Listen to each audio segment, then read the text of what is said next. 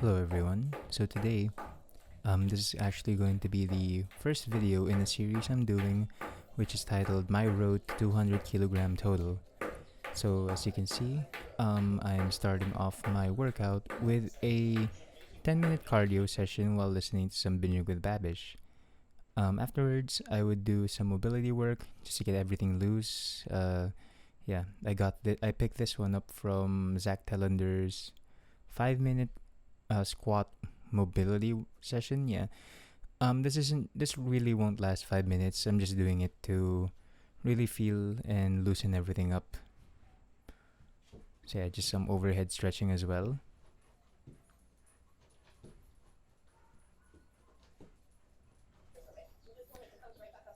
Alright, now for this one I'm doing some banded activation, so just some pass throughs. And as you can see there's a band also uh around my legs. And you will see that I will be doing some overhead squats. Let's see if gonna do it right now. Oh, not yet. Just some more shoulder warm up, shoulder activation. Sorry. And yeah, now there we go. Some overhead squats. Should probably do them lower next time. Looking back.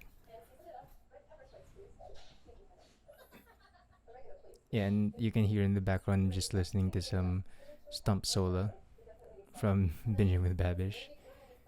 Or I think they're now known as Babish Culinary Universe.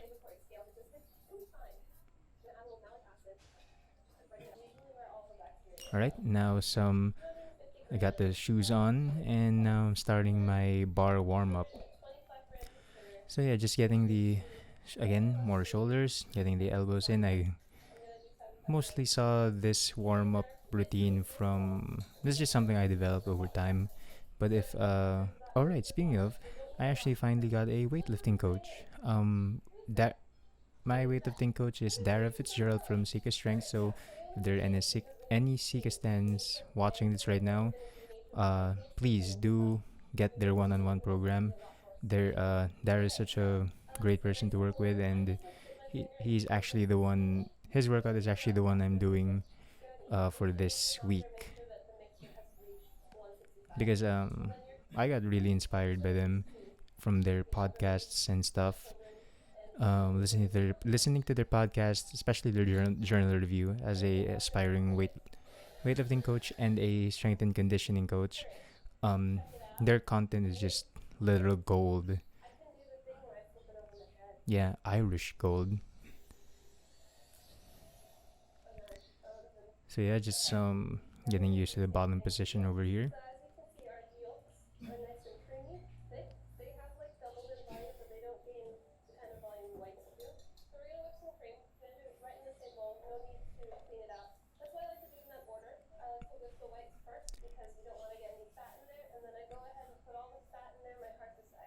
All right, so for in terms of the bar warm up, it's really just simple stuff. Um, Up and here this is good mornings are something that I always do. I find that it really helps. Activating the hamstrings is really an essential part of weightlifting. Not a lot of people think that it's a lot more quaddy, which is something that I would definitely see from people. But please do not forget that the co-contraction of the hamstrings and the quads are really what will help with maximal force off the floor. So yeah. I have a lot of problem also with keeping my feet down, so that's why I'm doing those snatch pulls. Oh, there's a power snatch there. But yeah, whenever you're warming up for the snatch, it's always good to practice with intent. You always have to have the intention of doing everything the same way, the same explosiveness with just the bar, same explosiveness with 10% of your snatch or your clean and jerk. You always have to lift it as if you were lifting maximal weight, because it really is a question of whether or not you're going to be. It's really a question of whether it's more of a technique game. Yeah, yeah. Of course, you need the strength, you need the power, and you need the coordination. But really, what's the use of all that strength if you don't know the proper technique of the snatch? And I'm not saying I have proper technique, which is that's exactly why I got a weightlifting coach, because I need to be able to see from an actual professional's point of view just how well or how bad I'm moving. Right. So now I am doing 40 kilograms on the bars loaded right now. Yep, that's still Sola in the background. I really hope I do not get flagged for copyright. Um, Boom. Yep, got that a bit too high.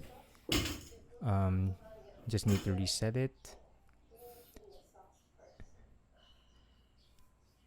Now, yeah, as I was saying, there's really not much use of having a lot of strength in the sport, because really, um, if in weightlifting all you need is strength, then powerlifters are supposed to rule the sport, but that's not the case, because it's still, again, um, it's still a matter of technique. And despite 2 years in 2 or 3 years into weightlifting, I still have my technique could still really does need a lot of work. So I'm really working, hopefully, with the next couple of years. Yes, years. This is a long game at this point. That I just really want to lift well.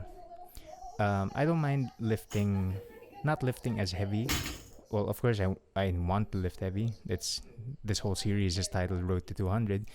Um, but yeah, I really just need a technical model or something to emulate when I'm training, so that I can see so that I have a baseline of comparison as to how I should be moving, instead of feeling like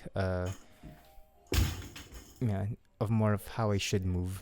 Right, moving up to 50 kilograms, slight jump forward. Usually when I jump forward, it's because I cut the extension pretty short. Right? All right. This is now the first working set, and this is the first working set out of 10. Now, honestly, when I saw 10 sets, I was like, okay, at least it's for singles. But when come like the fourth set, you really start to feel how hard it is to do that many singles, even though this is currently 80% of my current snatch 1 RM of 70. Yeah, even though I've managed to snatch 85 kilograms, that's my PR, right? That was my PR at 75 kilograms. I'm now at a pretty trim 69, going for 67 kilograms. So in terms of calories, in terms of weight, the weights will start to feel a lot different the lighter you get, because of the, well, for me personally, it's more of it's I lose a lot of the balance when I lose weight. It's not much on the strength, because strength wise I can still push my back squat and front squat a lot. But yeah, it really is a lot more on the balance. Oh, that was a pretty good snatch. But yeah, I'm really just looking more to moving well. So as you can see, my feet are moving. My toes especially go up, and that's been an issue I've been having for a long, long time. So hopefully I can really focus on just keeping the feet planted, and keeping the weight over the middle of your foot. And that was my 10th set. I did not include every set in here, because that would just make this video way too long. Now, after a short 10-minute break, I started my warm-ups for the clean and jerk. And let me tell you, the clean and jerk was absolutely horrible. Um, Even the warm-up weight, even this weight of 50 felt incredibly heavy. And, oh, yeah, there I doubled the jerk. And as you can see, it was, yeah, having a lot of problems with the clean and jerk today, especially.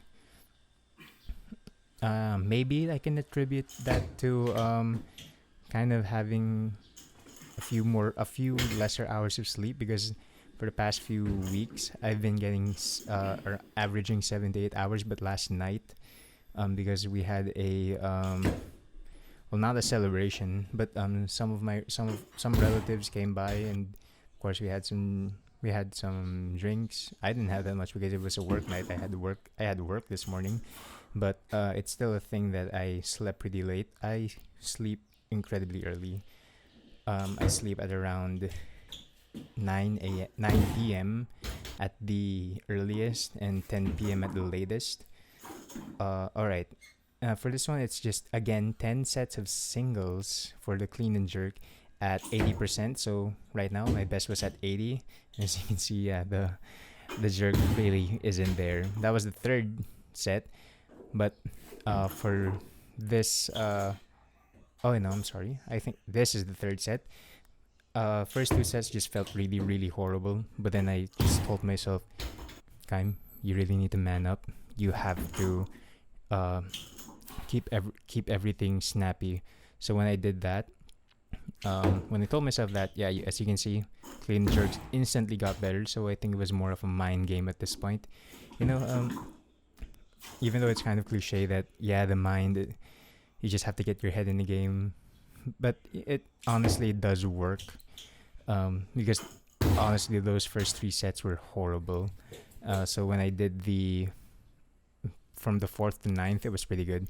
Now I ended the day, no, not ended. This is the third, second, second to the last. Sorry, exercise for the session. So it was just some back squats, and it was the weight is now 85. I forgot to check what exactly the percentage is, but part of being an athlete or having a coach is that you have to have trust in your coach, because if you don't have trust in what your coach is asking you to do, then there's really not much. You will not improve at all. I mean, the reason why you get a coach is so that you can have someone think for you in that sense. I mean, yeah, still, I want to be able to coach the sport as well, but I think I need that first-hand experience of actually being taught or being under an experienced weightlifting coach. So yeah, I'm really following everything to the letter. Even the accessories, which was just some inchworms, you'll see them later. But yeah, no matter how hard this first day was, I just told myself, just man up. You gotta do it. You wanna compete. You wanna coach the sport. Then you have to live first as an athlete in that sport. So yeah, I think this was in my fourth set. Something that really bugged me personally is the fact that some sets of my back squat I just absolutely tried hammering through. That because that's not ideal. Ideally, you would in throughout every set, no matter how many reps those are, you have to make sure, especially with a sport as technical as Olympic weightlifting, um, you have to perform each exercise, each set the same way.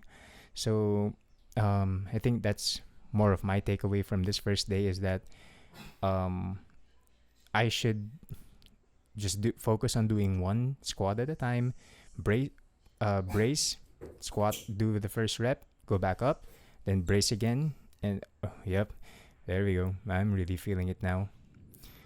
Uh, and lastly, yeah, here is the accessory work. So that this was actually just um some five reps of five sets of inchworms. To be honest, I really just wanted to cap it off, but I told myself no. You have to trust your coach, and you have to get through the process, because you just have to put in the work, and put it in intelligently, and that's about it. Thank you for listening, and I hope you guys enjoy and um, yeah, go with me on this journey. Thank you.